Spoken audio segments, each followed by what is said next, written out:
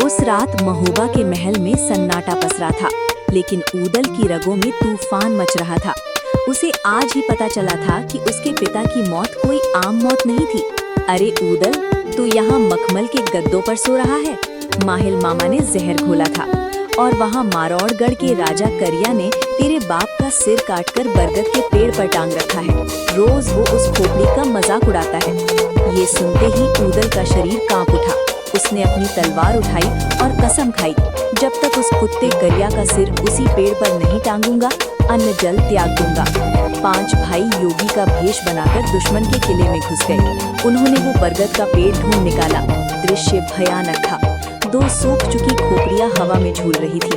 ऊदल की आंखों से आंसू बह निकले। उसने जैसे ही अपने पिता की खोपड़ी को छूना चाहा, तभी एक जोरदार हंसी गूंजी। वो रानी विजया थी। उसने ऊदल को पहचान लिया था। महोबा के शेर, तुम यहाँ शिकार करने आए थे, अब तुम खुद शिकार बनोगे। विजया ने अपनी जादुई पोटली से भस्म निकाली और एक मंत्र फूंका। अगले ही पल महाबली ऊदल गायब था और जमीन पर खड़ा था एक बेबस मेढ़ा यानी भेड़। आल्हा और मलखान सन्न रह गए। उनका भाई, उनकी ताकत अब एक जानवर बन चुका था। दुश्मन सैनिक तलवारें लेकर दौड़ पड़े।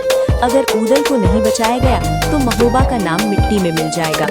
आल्हा की आंखों में आग जल उठी, लेकिन दिमाग बर्फ सा ठंडा रहा। उसने तुरंत इशारा किया, तलवार नहीं बुद्धि।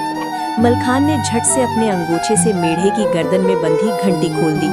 आल्हा जानता था, रानी विजया का जादू तभी मजबूत होता है जब डर और शोर मजबूत होता है। तीनों भाई पीछे हटते हुए किले के भीतर बने पुराने शिवालय की ओर बढ़े। सैनिकों की भीड़ में एक साधारण मेढ़ा किसी को खास नहीं लगा, लेकिन विजया समझ चुकी थी, ऊदल जिंदा है।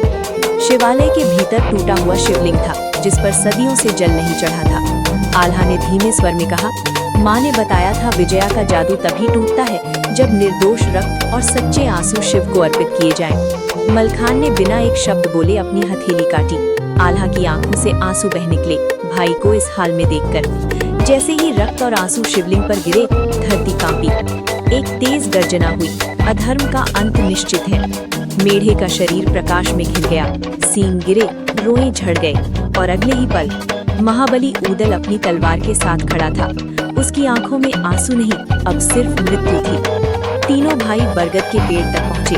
करिया मद में चूर हंस रहा था। ऊदल ने कुछ नहीं कहा, बस एक बार किया। वही पेड़, वही शाखा और करिया का सिर हवा में झूल रहा था। ऊदल ने अपने पिता की खोपड़ी उतारी, माथे से लगाई और कहा, बाप, तेरा कर्ज चुका दिया। रानी विजया भागने लगी, लेकिन आल्हा ने रास्ता रोक लिया। जादू वहाँ तक चलता है जहाँ तक डर हो। रानी विजया की आंखों में पहली बार भय उतरा। मलखान की तलवार गिरी और महोबा का नाम अमर हो गया।